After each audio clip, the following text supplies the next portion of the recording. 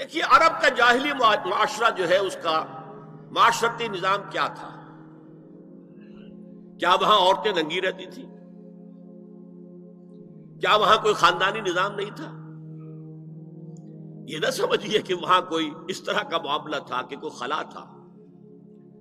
Number ایک، ان کا قبائلی نظام بہت مضبوط تھا، اور جب قبائلی نظام مضبوط ہوتا تو خاندانی نظام بہت مستحکم ہوتا۔ قبیلہ خاندانوں کے مجموعے کا نام ہے نا۔ نمبر دو، شرفاء کی جو خواتین ہوتی تھی ان کے عام لباس کے علاوہ دو چیزیں اور ان کے استعمال میں رہتی تھی۔ ایک خمار، اوڑھنی، گھروں کے اندر وہ اوڑھنی اوڑھتی تھی۔ ایک جلباب، لمبی سی چادر کہ جب باہر نکلتی تھی تو اس میں اپنے پورے جسم کو لپیٹ لیتی تھی، لیکن چہرہ نہیں چھپاتی تھی۔ یہ جلباب کا لفظ قرآن میں آیا، خمار کا خمرہن، جلابیبہن، یہ الفاظ انہیں معلوم تھے نا، ان کے زیر استعمال تھے نا، ورنہ کوئی نیا لفظ کہاں سے آ جاتا؟ تو جلباب اور خمار ان کے لباس کا حصہ تھا۔ گھر میں اوڑھنی اور باہر نکلے تو ایک بڑی چادر میں اپنے آپ کو لپیٹ لے، لیکن چہرہ نہیں چھپانا، سر کے اوپر بھی ضروری نہیں ہے کہ کچھ ہے ہو۔ البتہ نہ گھر کے اندر کوئی مخلوط اجتماعات کی کوئی پابندی تھی، مرد ہیں عورتیں ساتھ ہیں، بیٹھے باتیں ہو رہی ہیں، خوش گپیاں ہو رہی ہیں، کھانا کھا رہے ہیں ساتھ مل کر، جیسے آج ویسٹ میں ہے۔ اور نہ ہی اور باہر جو ہے کوئی مخلوط جو ان کے اجتماعات تھے ان کے اوپر کوئی پابندی تھی، ایک جو ہے مخلوط معاشرہ تھا۔ لیکن نمبر تین، وہاں ایک طبقہ تھا کنیزوں کا، کنیزیں، باندیاں، عام خادمائیں، انہیں جاریات بھی کہہ دیتے تھے، چھوکریاں۔ ان کا جو ہے معاملہ یہ تھا کہ ان کے لیے نہ کوئی جلباب تھی، نہ کوئی خمار تھا، یہ ننگے سر، ننگے منہ، چہرہ کھلا ہوا آتی تھی۔ لباس کے بھی کوئی بہت زیادہ ان کے کوڈ نہیں تھے۔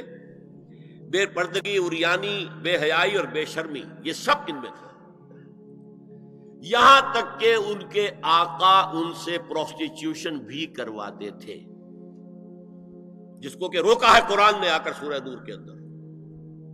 ذریعہ بناتے تھے آمدنی کا، میری کنیز ہے، کوئی اسے استعمال کرے، پیسے دے، کمائی ہے نا اس کی، میرے پاس آئے گی، میری کنیز۔ تو یہ پروسٹیٹیوشن، قحبہ گری جو ہے یہ بھی ان کے اندر عام تھی۔ تو یہ دو طبقے ہو گئے، شرفاء کی خواتین اور یہ عام چھوکریاں، خادمائیں، باندیاں، کنیزیں، جاریات۔ اور ان سے چھیڑ چھاڑ کرنے کا لوگوں کو حق تھا۔ وہ بازار میں نکلی ہے تو وہ چھیڑے گا، کیونکہ وہ تو ان کا معاملہ یہ ہے۔ پروسٹیٹیوشن کے لیے بھی جب آمادہ ہے، یا ایک ہے معاملہ چل رہا ہے پروسٹیٹیوشن کا بھی، تو چھیڑ چھاڑ کے اندر تو کوئی بھی رکاوٹ ہے ہی نہیں۔ اس پس منظر میں دیکھیے اسلام نے جو معاشرتی چینجز کی ہیں، جو معاشرتی اصلاحات کی ہیں، ان کے ہدف کیا ہے؟ پہلا ہدف مضبوط خاندانی نظام۔ یہ خاندانی نظام شروع ہوتا ہے ایک مرد اور ایک عورت کے درمیان ازدواج سے، اور وہاں نکاح ہوتا تھا۔ ان دونوں کے درمیان جتنی محبت ہوگی، جتنا قرب ہوگا، جتنا باہمی اعتماد ہوگا، اتنا ہی خاندان مضبوط ہوگا۔ اس لیے کہ یہ فرسٹ ڈائمنشن ہے خاندان کی، شوہر اور بیوی۔ اب شوہر اور بیوی کو اللہ نے اولاد دے دی، second dimension has been added now. استحکام خاندان کے لیے ضروری ہے کہ اولاد والدین کا ادب کرے، ان کی خدمت کرے ان کے بڑھاپے میں۔ یہ کہنے کی ضرورت نہیں تھی کہ اولاد سے محبت کرو، اولاد کی محبت تو دل میں ہے ہی ہے، اور اس کے لیے تو یہ کہنا پڑتا زیادہ محبت نہ کرو، زیادہ لاڈ پیار کرو گے بگڑ جائیں گے، ان کے محبت کی وجہ سے حرام میں منہ نہ مارو، انہیں اچھا کھلانا، اچھا پہنانا، یہ روکا گیا ہے۔ کہیں نہیں کہا گیا اپنی اولاد سے محبت کرو، وہ تو ہے، کریں گے، ہاں، لیکن بوڑھے والدین قرآن میں 5 جگہ اللہ کے حق کے فوراً بعد والدین کا حق ہے. وَقَضَىٰ رَبُّكَ أَلَّا تَعْبُدُوا إِلَّا إِيَّاهُ وَبِالْوَالِدَيْنِ إِحْسَانًا أَنِ اشْكُرْ لِي وَلِوَالِدَيْكَ. دیکھیے سورہ لقمان میں أَنِ اشْكُرْ لِي، شکر کرو میرا، میں خالق ہوں تمہارا، رب ہوں تمہارا، وَلِوَالِدَيْكَ، اور اپنے والدین کا، کیونکہ وہ ذریعہ بنے ہیں تمہارے اس دنیا میں آنے کے. اور تم جب چھوٹے سے تھے انہوں نے ہی پالا پوسا ہے، اپنا پیٹ کاٹ کر تمہیں کھلایا ہے، اپنی رات کی نیندیں حرام کر کے تمہیں پالا ہے.